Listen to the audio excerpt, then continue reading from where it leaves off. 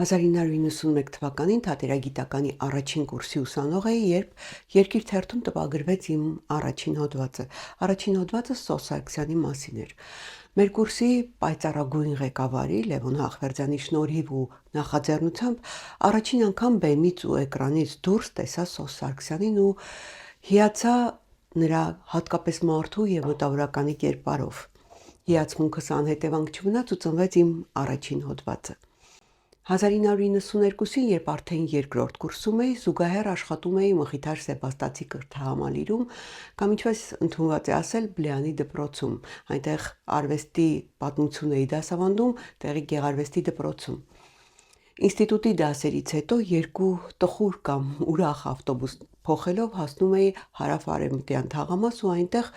անցկացնում օրվա շարունակությունը։ Միշտ լրացուցիչ զբաղմունք կար այս դպրոցում ու բոլորն ազատ կարող էին հետաքրքիր մտքեր ունենալ ու որ ամենակարևորն է դրանք իրականացնել։ Մի օր որոշեցի դպրոց հրավիրել Սոս Սարգսյանին, որպեսզի սիրելի դերասանի հետ հանդիպեն աշակերտներն ու ուսուցիչները։ Բոլորն ասացին, թե չի գա։ Դա Սոս Սարգսյանի նախագահական ընտրություններին մասնակցելու եւ իր ակտիվ դաշնակցական լինելու տարիներն էին։ Աշոտ Բլեանի էլ Բաքու, Նորուղի, կրթական նոր ծրագրեր, նոր դասագրքերի տարիներն էին։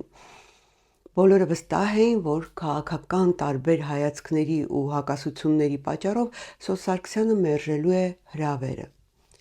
Մենք այդ տարիներին Լևոն Հախվերդյանի հետ համազգայնում ամեն օր գնում էինք Սանիտայի թաղապետը ներկայացման փորձերին։ Փորձերից մեկի ընդմիջմանը մոտեցա Սոս Սարգսյանին, անհույս ու անվստահ հրավիրեցի դպրոց հանդիպման։ Երբեք չեմ մոռանա այդ պահը, այս լուսանկարի դեմքի արտահայտությամբ փայլող աչքերով բարի ժպիտով ասաց. «Բա ոնց չեմ գա, ես կարող եմ մերժել երեխաներին»։ Ես նորից հստակեցրեցի, որ Բլեանի դպրոցում է լինելու հանդիպումը, ասաց. «Ում դպրոցն ուզում է թող լինի, ես երեխեքի հետ եմ հանդիպելու»։ Հանդիպումը շատ տպավորիչ էր, դահլիճում շատ ցուրտ էր, բոլորս վերարկուներով էինք, Սոս Սարգսյանը բեմ բարձրանալիս հանեց վերարկուն եւ մոտ 3 ժամ այդ ցրտին կոստյումով նստած էր բեմում ու պատմություններ էր պատմում եւ պատասխանում երեխաների անկեղծ, չսարքած ու շատ ոգևորող հարցերին։ Դահլիճը լեփլեցուն էր, այնքան որ դպրոցի տնօրեն Աշոտ Բլեանը աստիճաններին էր նստած ու երեխաներից ավելի ոգևորված հարցեր էր տալիս թատրոնի ու կինոյի մասին։ Ոչ մի քաղաքական թեմա, ոչ մի բարոյախրատական սուտ ճառեր։ Վերջում էլ առանց տրտնջալու Սոս Սարգսյանը մի ժամ հերթով նկարվեց երեխաների հետ, ստորագրեց հնարավոր բոլոր թղթերի ու տետրերի վրա։ Ավարտին Բլեանը ուսուցիչների հետ Սոս Սարգսյանին հրավիրեց սուրճի ու շատ ջերմ զրույցը շարունակվեց ավելի փոքր խմբով։ Ամեն անգամ հիշելով այս պատմությունը միշտ զարմանում եմ, թե ինչպես կարող էին քաղաքական ամենաթեժ օրերին հանդիպել քաղաքականությամբ զբաղվող երկու հակադիր ուժերի ներկայացուցիչներ ու արհամարհել քաղաքական թեման։ Հետաքրքիր ժամանակներ էին։ Պատերազմ էր, ցուրտ էր, մութ էր։ Բոլորս լույս էինք փնտրում ու այդ լույսը մշակույթի մեջ էինք գտնում։ Աղանդավոր այս դերասանի հետ հանդիպումներ հետո շատ եղան։ Փորձերի էինք գնում ներկայացումներին, հետո աշխատանքի բերումով արդեն բազմաթիվ հանդիպումներ, քննարկումներ եղան։ Վերջին ոչ աշխատանքային հանդիպումը 2010-ի հոկտեմբերի 24-ին էր։ Չարենցի փողոցում գտնվող մի փոքրիկ ռեստորանում Սոս Սարգսյանը ծնունդներ նշում։ Ամուսնուս էր հրավիրել, միասին գնացինք, մոտ 20 հոգի էին, լավ չեմ հիշում ովքեր էին, քանի որ սեղանի շուրջ ինձ համար երկու պայծառ դեմք կար՝ Սոս Սարգսյանն ու Ռուբեն Հովսեփյանը։ Մնացածին չէի տեսնում ու չէի լսում, ափսոսեցի, որ նոթատետր չունեի, համ էլ ծնունդ էր ու անհարմար էր նշումներ անելը, բայց մի պատմություն շատ տպավորվել է։ Ռուբեն Հովսեփյանը պատմեց, ասում էր. «Մի օր ես ու Սոսը Երևանից դուրս տեղ ենք գնում, ճանապարհին անիվը ծակվեց։ Կանգնեցինք, սպասում ենք մեքենա կանգնի, օգնի, փոխենք։ Մեքենաները կանգնում են հերթով, վարորդները իջնում են, նայում են, համապատասխան գործիք չունեն, չեն կարողանում օգնել, բայց գնալուց առաջ բոլորը մոտենում են Սոսին, ասում են. «Վարպետ, կարող եմ նկարվել ձեզ հետ»։ Նկարվում գնում էին։ Հերթական մի մեքենայի վարորդը իջնում է, փոխում անիվը, սուսուփուշուր է գալիս, գնում դեպի իր մեքենան։ Հետևից գոռում ենք. «Այ մարդ, սպասի, մի կարգին շնորհակալություն հայտնենք քեզ»։ Սոսն էլ մյուս կողմից է ասում. «Այ ընկեր ջան, 10 հոգի կանգնեց, նկարվեց, գնաց։ Էս դու չես ուզում իմ հետ նկարվել»։ Մարդը անհարմար զգալով պատասխանել էր. «Ուզում եմ, բայց դե անհարմար եմ զգում, չեմ ուզում ձեզ անհանգստացնել»։ Սոսը թևը գցում է տղամարդու ուսին, ասելով. «Արի, այ ախպեր ջան, ինչ անհանգստացնել, բա ես ինչի համար եմ»։ Իսկ թե իրականում ինչի համար էր Սոս Սարգսյանը, ավելի մանրամասն կպատմեմ քիչ անց։ Իսկ այժմ ուզում եմ հիշեցնել Ալիքին բաժանորդագրվելու, տեսանյութերը հավանելու, մեկնաբանություններ գրելու եւ հնարավորության դեպքում Ալիքին նյութապես աջակցելու մասին։ Թե ինչպես աջակցել, ամեն ինչ գրված է տեսանյութի ներքևում։ Հիշեցնեմ, որ Ալիքը գործում է բացառապես դեր բարոյական ու նյութական աջակցության շնորհիվ, ինչի համար անչափ շնորհակալ եմ։ Եվ այսպես Սոս Սարգսյան 1929 թվականի հոկտեմբերի 24-ին ծնվեց Ստեփանավանցի Արտաշես Սարգսյանի առաջնեկը, որի հայրը կոչեց Սոս։ Հետագայում Սոս Սարգսյանը հիշում էր, որ հայրը հաճախ էր հիանում իրենց տան դիմացի անտառի սլացիկ սոսիների գեղեցկությամբ ու նույն հիացմունքով ու սիրով իրեն էլ Սոսի էր կանչում։ Սոս Սարգսյանի մանկությունը, պատանեկությունն անցել են հայերենի Ստեփանավանում, որտեղ նա ավարտել էր տեղի Պուշկինի անվան դպրոցը, մասնակցել թատերական խմբակներին, ապա աշխատել Ստեփանավանի պետական թատրոնում։ Սոս Սարգսյանը գործող դերասան էր, երբ 1948-ին Երևան եկավ։ Նրան արդեն տեսել էին Ստեփանավանի թատրոնի բեմում, գնահատել, խրախուսել ու վստահեցրել, թե կարող է միանգամից Սունդուկյանի անվան ակադեմիական թատրոն գնալ։ Այս մասին հիշում է ինքը դերասանը։ Նա գրում է. «Երիտասարդ իմ տարիքում, չնայած Գուրգեն Ջանիբեկյանի եւ Գեգամ Հարությունյանի միջնորդություններին, Արմեն Գուլակյանը կտրականապես մերժեց ինձ ընդունել Սունդուկյանի անվան թատրոն, ասելով, որ իրենց անկիրթ դերասաններ պետք չեն։ Սա թատերապետի քաղաքականություն էր, պետական մտածելակերպ։ Գուլակյանն իրոք ասել էր, որքան էլ շնորհալի լինի երիտասարդը, միևնույն է մեզ անկիրթ դերասաններ պետք չեն, թող գնա բարձրագույն կրթություն ստանա»։ Գուլակյանի հորդորով Սոս Սարգսյանը գնացել էր կրթվելու Գեղարվեստատատերական ինստիտուտ, որտեղ էլ սովորել ու ավարտել էր Վարդան Աճեմյանի կուրսը։ Հետաքրքիր է, որ Սոս Սարգսյանը գրավեց երևանյան թատերասերների ուշադրությունը եւ միանգամից հայտնի դարձավ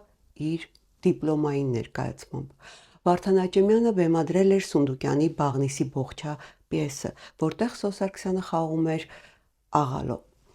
Դիպլոմային այս ներկայացման, մասնավորապես սարգսյանական աղալոյին, անդրադարձել են հայ գրականության հնչեղ անունները։ Գրող Ստեփան Զորյանը հիշում է. Սոս Սարգսյանի դիպլոմային ներկայացմանը եկել էր նաև Ավետիք Իսահակյանը։ Հիշում եմ նրա հրճվանքն ու անզուսպ ծիծաղը։ Այնքան անկեղծ էին նրա ծիծաղն ու առատորեն հոսող արցունքները, որ նրան միացել ու բարձրաձայն ծիծաղում էին նաև ես։ Ներկայացմանը հրավիրված էր նաև հանրաճանաչ դերասան եւ ռեժիսոր Վասիլի Աքսյոնովը։ Նա հիացած էր այն տեսարանով, երբ երիտասարդ տղան աղալոն համոզում է 4-5 երեխա ունեցող կնոջը ամուսնանալ իր հետ։ Ցանկացա իմանալ ռուս արվեստագետի կարծիքը Սոսի մասին։ Կարճ եղավ պատասխանը. Երջանիկ կլինեմ այսպիսի դերասան տեսնել նաև ռուսական բեմում։ Ինքը Ավետիք Իսահակյանն էլ հաստատում է Զորյանի միտքը։ Նա գրում է. «Վաղուց ես այսքան լիաթոք չէի ծիծաղել աղալոյի դերակատար Սոս Սարգսյանին փայլուն ապագա է սպասվում։ Ես դա նկատեցի դեռ այն օրերից, երբ ինստիտուտի դիպլոմային Բաղնիսի Բողջա ներկայացման փորձերը Սոս Սարգսյանն ու իմ սիրելի Իզաբելան անում էին մեր տանը։ Սոս Սարգսյանի հայտնությունը Վարդան Աճեմյանի հերթական պարգևն է հայ թատրոնին»։ Դերինիկ Դեմիրճյանը նույնպես ներկա էր եղել ներկայացմանը ու անդրադարձել այս դերին։ Նա գրում է. «Ուրախալի է, որ բոլորովին երիտասարդ դերասան Սոս Սարգսյանը ինստիտուտում խաղացած աղալոյի կերպարում գրոտեսկը հասցրել է այնպիսի կատարելության, որն ամբողջապես բացահայտել է իր կերպարի հիմնական հատկանիշը։ Պատկերացնեք, թե ինչ է նշանակում 25-ամյա երիտասարդ դերասանի համար լսել այսպիսի գովեստի խոսքեր, այն էլ նման հայտնի ու տաղանդաշատ մարդկանցից։ Ինքը Սոս Սարգսյանն իրեն շռայլված խոսքերին ու հաջողություններին վերաբերվում էր իրեն բնորոշ հավասարակշռությամբ։ Նա գրում է. «Հաջողություններին ես հանգիստ առանց ալեկոծությունների էի վերաբերվում, իսկ անհաջողություններն ինձ սոսկալի տառապանք ու ցավ էին պատճառում»։ Թերթելով ժամանակի մամուլը, կարդալով Սարգսյանի մասին համարյա թե բոլոր հոդվածներն ու գրքերը, անհաջողությունների ու քննադատությունների չեմ հանդիպել կամ գրեթե չեմ հանդիպել, բայց ինքը դերասանը մի շատ տպավորիչ պատմություն է հիշում։ Նա գրում է. «Երիտասարդ էի, Պեպո ներկայացման մեջ զիմզիմով էի խաղում։ Թատերագետ քննադատ Սարգիս Մելիքսեթյանն ինձ քննադատել էր։ Փողոցում հանկարծ հանդիպեցինք։ Ես ձևացրի, թե իրեն չեմ տեսնում։ Անցա։ Տարիքով մարդ էր։ Հետո հանկարծ շուռ եկա, տեսնեմ երկար նայում է իմ հետևից։ Ես ստիպված հետ գնացի։ Նա ասաց. «Սոս, ես քեզ քննադատել եմ եւ դու ինձ չես բարևում։ Սա ինչ դաստիարակություն է, ինչ կուլտուրա, տղա ջան։ Ես այսօր քեզ չեմ հավանել, վաղը կարող եմ հավանել, եւ վերջապես դա իմ կարծիքն է, եւ դա չի նշանակում, որ ես քո թշնամին եմ։ Ոչ, ես ճշմարտության կողմնակից եմ»։ Սոս Սարգսյանն ասում է. «Երևի անցել է 40 տարի, չեմ մոռանում այդ հանդիպումը եւ հիմա էլ խոնարհվում եմ նրա բարձր մտավորական կերպարի առջեւ։ Այսպես է, պարզ խոսելու, ճշմարիտը, իրականը ուղիղ ասելու կարոտ ենք»։ Սոս Սարգսյանը 1954 թվականին ինստիտուտն ավարտելուց հետո միանգամից ընդունվեց Սունդուկյանի անվան ակադեմիական թատրոն, որտեղ մոտ 4 տասնամյակ ստեղծեց մեծ ու փոքր, բայց հնչեղ ու շատ տպավորիչ դերեր։ Նրա հանդեպ բարեհաճ եղավ նաև կինոն։ Նրա 40-ից ավելի կինոդերերը այսօր էլ ճանաչելի ու հասանելի են հայ հանդիսատեսին եւ այնքան սիրված են, որ դրանց մասին խոսելն ինչ-որ առումով արդեն անիմաստ է, կարելի է պարզապես նորից նայել դրանք։ Այսօր շրջանցելով Սոս Սարգսյան դերասանին, ես ուզում եմ անդրադառնալ Սոս Սարգսյան մտավորականի կերպարին, որն ինձ հիացրել ու գրավել է իմ գիտակցական կյանքից սկսած։ Այս դեպքում ես Սոս Սարգսյան հասարակական քաղաքական գործչի ժամանակակիցն եմ ու նրա կատարած աշխատանքի ականատեսը։ 1988-ից 90-ականների դժվարին օրերը ոչ ոք չի մոռացել։ Մի կողմից երկրաշարժը, մյուս կողմից Արցախում տեղի ունեցող պատերազմական գործողություններից տնքում էր մեր երկիրն ու մեր ժողովուրդը։ Այդ ժամանակ Սոս Սարգսյանը որպես իրական ու ճշմարիտ մտավորական սեփական ժողովրդի կողքին էր։ Ըստ տարեգրության մի քանի իրադարձություններ թվարկեմ միայն։ 1988 թվականին Սոս Սարգսյանն ընտրվեց Ավագանիների խորհրդի անդամ Ղարաբաղյան շարժմանն աջակցելու նպատակով։ Ապա Երևանում Սարգսյանի նախագահությամբ հիմնվեց Սոս Սարգսյան հիմնադրամը փախստական հայությանը Արցախ տեղափոխելու նպատակով։ 1989 թվականին նա դարձավ Արցախյան շարժման ձերբակալված անդամների 14-ի պաշտպանության խորհրդի հիմնադիր անդամ, ապա ընտրվեց ԽՍՀՄ ժողովրդական պատգամավոր։ Որպես պատգամավոր Մոսկվայում համագումարի աշխատանքներին նա մասնակցում էր միայն հայկական թեման ու խնդիրներն առաջ տանելով։ Զուգահեռ Արցախում ստեղծեց Հայրենադարձ կոմիտեն, որը Սոս Սարգսյան հիմնադրամի մասնաճյուղն էր, ապա դրան հաջորդեց Հայ ազգային միություն կազմակերպությունը։ 1990 թվականի սեպտեմբերի 9-ին ԽՍՀՄ ժողովրդական պատգամավորներ Վիկտոր Համբարձումյանի, Զորի Բալայանի, Հենրիկ Իգիթյանի հետ Սոս Սարգսյանը Մոսկվայում հացադուլ սկսեց ի պաշտպանություն Արցախյան շարժման։ Հացադուլն անում էին ընդդեմ Լեռնային Ղարաբաղում տեղի ունեցող անօրինականությունների։ Սրա հետ կապված մի շատ տպավորիչ ու հուզիչ լուսանկար կա, որտեղ պատկերված է այն պահը, երբ Վազգեն I-ը այցելել է հացադուլավորներին։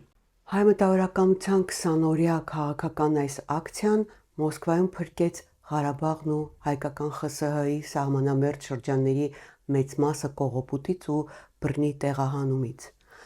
Ի դեպ, Սոս Սարգսյանի ակտիվ գործունեության եւ անմիջական ջանքերի շնորհիվ Ադրբեջանից բռնագաղթած ավելի քան 30,000 փախստականներ հաստատվեցին Արցախում։ 1991 թվականին Հայ հեղափոխական դաշնակցությունը Հայաստանի Հանրապետության նախագահի թեկնածու առաջադրեց Սոս Սարգսյանին, հաշվի էր առնվել նրա բարոյական, ազնիվ, մաքուր կերպարն ու ազգանպաստ գործունեությունը։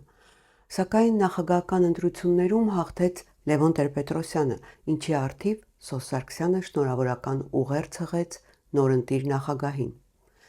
Սա գրագետ, դաստիարակված, քաղաքակիրթ մարդու եւ քաղաքական գործչի գործելաոճ էր։ Քաղաքական, հասարակական, падգամավորական ծանրաբեռնված այս աշխատանքին զուգահեռ Սոս Սարգսյանը չհեռացավ թատրոնից ու մշակույթից։ 1991-ին նա հիմնադրեց Համազգային թատրոնը, որն այսօր իր անունն է կրում։ Այնուհետև ստանձնեց Երևանի թատրոնի եւ կինոյի ինստիտուտի ռեկտորի պաշտոնը։ Բուհը շատ արագ բարեկարգվեց ոչ միայն շինության, այլ նաեւ մասնագետների ու բարոյահոգեբանական մթնոլորտի առումով։ Հիմա թեև ամեն ինչ մոռանալու, անցյալում եղածն ու կատարվածը ջնջելու միտում կա, այնուամենայնիվ հուսով եմ հանրությունը դեռ հիշում է այն ջանքերը, որ Սոս Սարգսյանը գործադրում էր երկիրը ծառաշատ ու կանաչ դարձնելու համար։ Ծառապատումը կյանքի նպատակ դարձրած մտավորականը գրում է. Եկեք կանաչապատենք մեր բոլոր ճանապարհները, թե պետական նշանակության, թե համայնքային։ Եթե ազգովին կպչենք այս գործին, հիմնովին կփոխվի մեր երկրի տեսքը։ Խոսքս միայն գեղեցկության մասին չէ, որն ինքնին արդեն վիթխարի արժեք է, այլև հսկայական օգուտ կունենանք։ Ձմռանը զերծ կպահենք ճանապարհները փակվելուց։ Ինչքան ծախսեր ենք անում ճանապարհի ձյունակուտակումները մաքրելիս։ Մեր աչքերը սովորեցնենք գեղեցկության, մենք ինքներս կփոխվենք, մեր հոգիները կխաղաղվեն, ավելի կբարյանանք այդ գեղեցկությանը նայելով։ Կվերականգնվի մարդու եւ բնության ընդհատված կապը։ Եթե տքնենք, եթե իրագործենք մեր կիրճերի ու գետափների ծառապատումը, կմոռանանք Հայաստան-Քարաստան արտահայտությունն ու այդուհետ հպարտությամբ կարտասանենք Հայաստան երկիր դրախտավայր։ Սոս Սարգսյանն իմ տեսած մտավորականի կատարյալ կերպարն էր։ Միշտ մտահոգված, միշտ սրտացավ, միշտ բարձրաձայնող, պահանջող, կրթող, դաստիարակող։ Մտավորականը պետք է սանիտարի պես մի բան լինի՝ խորը մտածող, կասկածամիտ, ընդդիմադիր։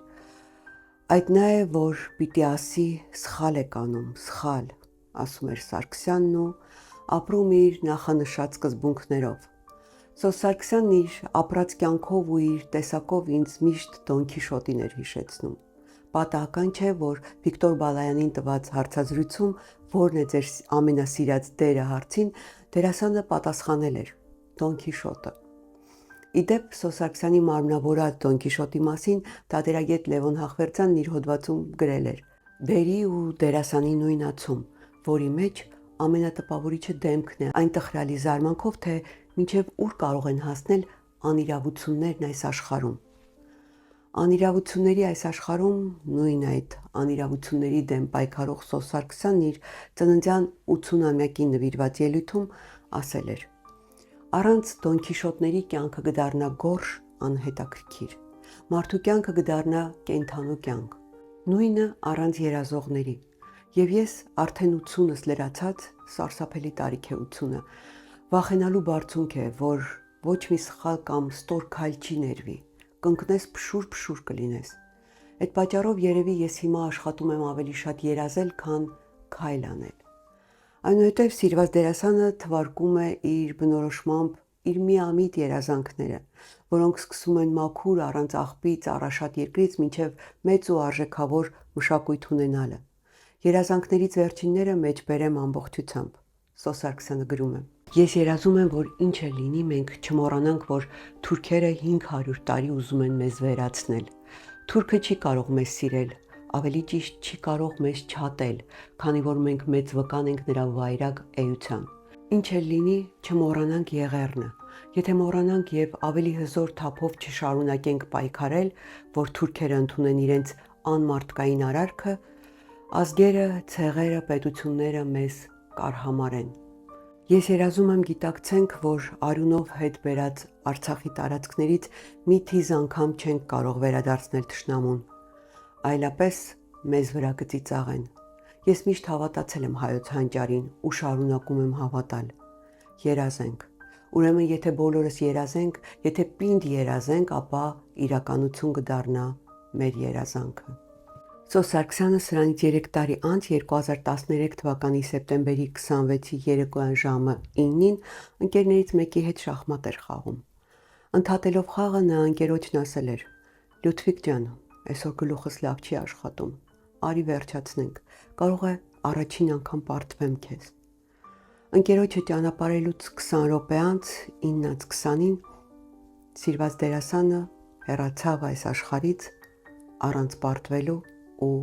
մեծ երազանքներն հոգում ամուր պահած։